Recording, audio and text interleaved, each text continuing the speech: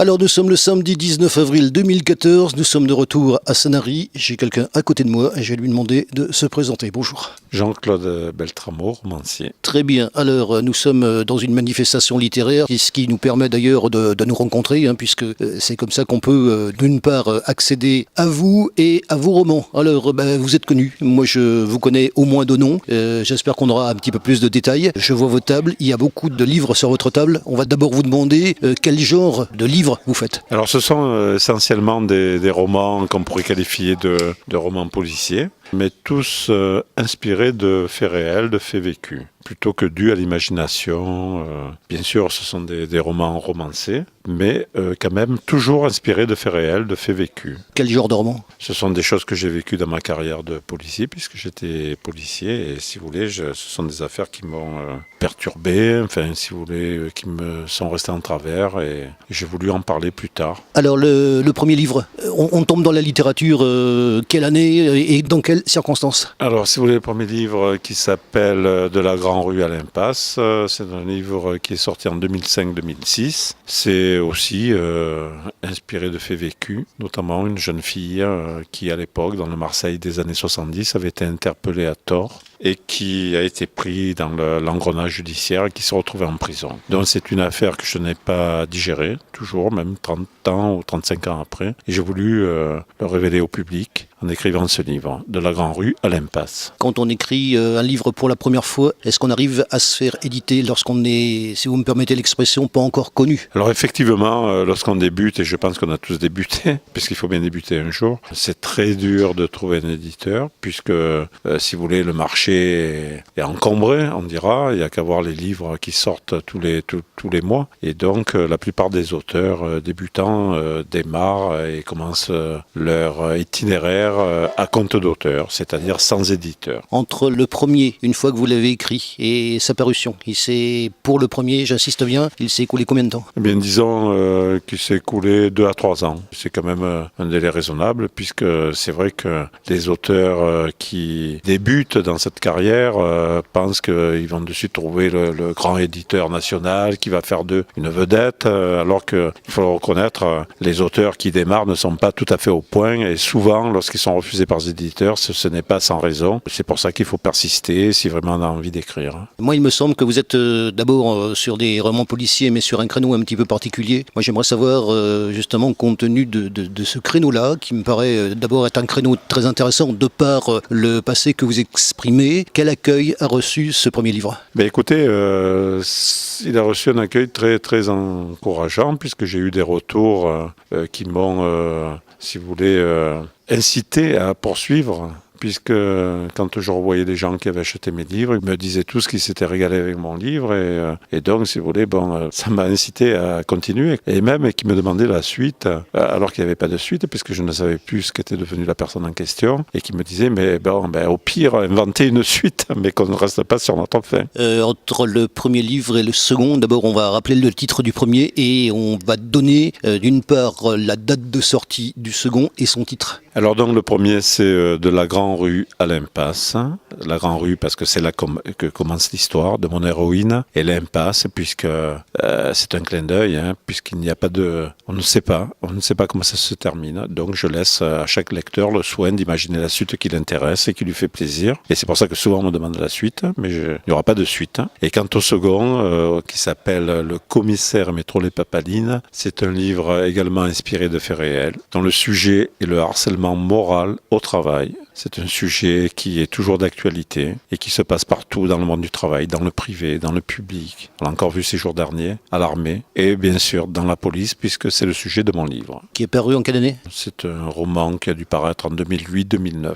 Le thème, on a compris, l'histoire, un petit poil d'histoire, disons. Alors si vous voulez, c'est un roman qui se déroule entre Avignon, dans le Vaucluse, et Marseille. Ça se passe dans un service de police, un service départemental, une direction départementale des polices urbaines du Vaucluse.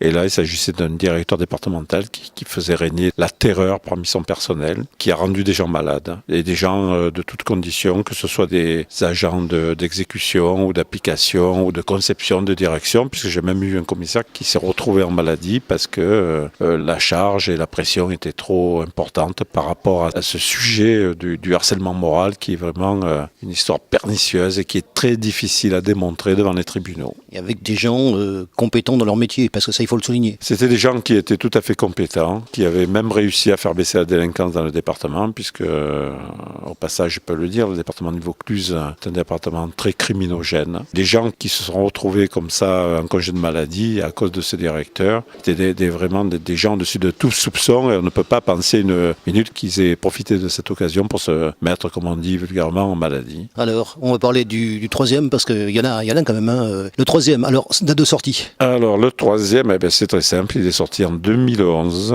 pour l'anniversaire de la tuerie d'Oriol, qui a eu lieu en juillet 1981. C'est un livre que je ne pouvais pas écrire avant, il a fallu 30 ans pour l'écrire, il fallait aussi que je sois à la retraite. Et c'est un livre écrit à partir de faits connus de tout le monde, ou presque, la fameuse tuerie d'Oriol en 1981. Très bien. Alors, on est en 2011. Pour l'instant, on est arrivé au troisième. Est-ce qu'il y a un quatrième, un cinquième? Parce qu'il y en a un. Ce que je dois dire, c'est que entre deux livres noirs, si on peut dire ainsi, entre deux polars, j'écris des livres d'humour. Et d'ailleurs, même dans mes polars, il y a de l'humour. Et si vous voulez, ça ressort d'un sentiment général, puisqu'on m'en parle, puisqu'on me le fait remarquer. Entre tous ces livres, j'ai écrit aussi Le Drame méditerranéen et le premier des premiers, Laissez-vous en compter sans compter, qui est une succession de nouvelles complètement déjantées, complètement humoristiques. Et donc, si vous voulez, chaque fois que j'écris un polar, j'écris aussi un livre d'humour. Et le dernier, après l'affaire d'Oriol, le dernier s'appelle Coup de foudre et Rififi à la fête du livre. Ça veut dire quoi? Ça veut dire que c'est un livre qui marie le vécu, l'énigme judiciaire et également l'humour. Donc c'est un peu la synthèse de tous mes livres précédents. On a le policier avec de l'humour, on arrive à marier les deux. Voilà, si vous voulez, nous arrivons à conjuguer les deux. C'est un livre où nous trouvons deux intrigues, une intrigue amoureuse et une intrigue policière. Et ça se passe dans le milieu de l'édition, dans le milieu du livre. C'est un peu le fruit de mes observations de tous ces salons du livre auxquels je participe depuis que je suis retraité, depuis une dizaine d'années. Je vais y venir justement. Parution du dernier livre, à quelle date pour qu'on remonte un petit peu? Le dernier livre donc est sorti en 2013. C'est donc le dernier, celui qui conjugue les deux, c'est-à-dire le réalisme et l'humour. Il est sorti l'an dernier, en 2013. Alors je vais vous poser les mêmes questions que j'ai posées précédemment. Ça concerne justement les manifestations qui permettent qu'on puisse vous rencontrer. Ces fameux salons du livre. Ici, nous sommes donc pour la première fois d'ailleurs à Sanary, festival du roman policier, et qui permet justement de pouvoir retrouver certains de vos confrères, si on peut les appeler comme ça. Oui, eh bien écoutez, nous sommes des auteurs dénommés régionaux du terroir et nous profitons de toutes ces manifestations littéraires que sont les salons du livre, que sont les fêtes du livre dans la région, puisque si vous voulez, moi je participe à des salons du livre, à des fêtes du livre qui se déroulent dans les Bouches-du-Rhône, dans le Var, dans le Vaucluse, et nous mettons à profit toutes ces manifestations littéraires pour faire connaître et partager nos écrits avec ceux qui veulent bien nous suivre, puisque souvent ce sont des gens qui nous ont connus ailleurs, qui ont acheté et apprécié nos livres et qui aiment nous rencontrer dans ces manifestations.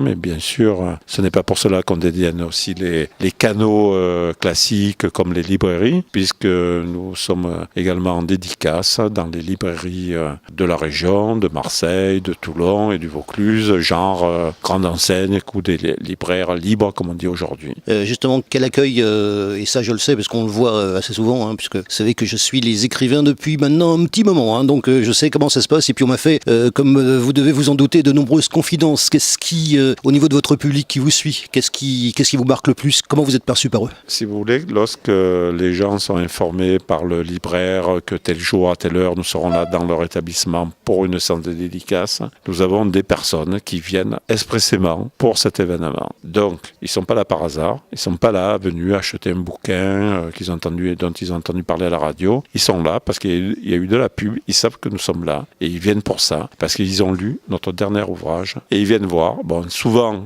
il arrive que nous n'avons pas de dernier ouvrage puisqu'il n'est pas encore terminé, mais ils viennent quand même. Si le besoin s'en fait sentir, ils achètent notre livre. Mais ils viennent là. Et pour nous, c'est un signe de satisfaction. Ça veut dire qu'ils ont apprécié nos livres précédents et ils viennent pour nous le dire d'abord et puis pour acheter le prochain. Qu'est-ce que ça vous fait justement quand vous revoyez des gens que vous avez déjà vus, parce que il y a des nouvelles personnes qui doivent venir vous voir, et puis forcément des gens que vous connaissez et que vous avez certainement plaisir à revoir vous aussi. Le plaisir étant partagé, je pense, des deux côtés. Alors bien sûr, le plaisir est partagé, parce que je pense que si les livres n'ont pas apprécié, si les gens n'ont pas apprécié nos livres précédents, ils viennent pas. Mais la plupart viennent et nous revoient avec plaisir, puisque vous savez que les salons du livre, les événements littéraires se renouvellent d'année en année. Aujourd'hui, nous sommes à Sanary, peut-être que nous y serons encore l'année prochaine. Nous avons été à Toulon, nous avons été à Marseille, nous avons été à Lavandou, et les gens reviennent.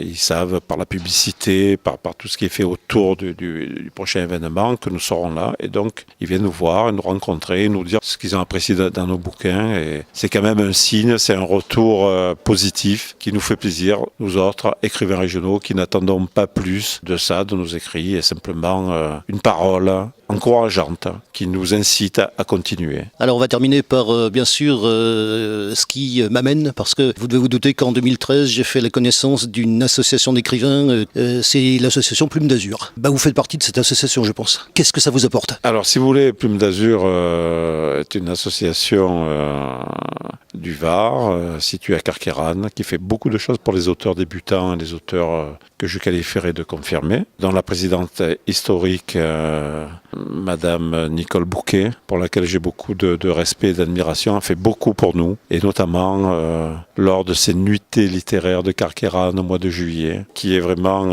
le signe, si vous voulez, distinctif de cette association. Chaque année, c'est un renouvellement apprécié de tous les auteurs. Chaque année, on se fait fort d'être présent, parce que c'est une association qui se met en quatre, il faut le dire. Ce sont des bénévoles désintéressés, puisque tous les dirigeants qui se sont succédés au bureau de Plume d'Azur, ce sont des gens qui ne sont pas écrivains eux-mêmes et qui ne sont pas intéressés, et donc ils ne font pas passer leur intérêt avant ceux des auteurs. Et c'est une association qui existe depuis bientôt 10 ans, même 10 ans je crois cette année, et dont je fais partie des adhérents historiques. Et je me fais fort de toujours y participer, de toujours y adhérer, parce que c'est une association bénévole, mais au sens puriste du terme, c'est-à-dire qui ne pense qu'aux autres, et notamment qu'aux auteurs. Alors vous savez que j'ai participé à la dernière nuitée littéraire, j'ai interviewé bien sûr, et j'espère le revoir au mois de juillet, Marie-Thérèse Chevali, qui était donc l'adjoint au maire chargé de la culture à Carqueiranne. Je peux vous dire que j'ai reçu, et je pense que vous étiez témoin, un excellent accueil.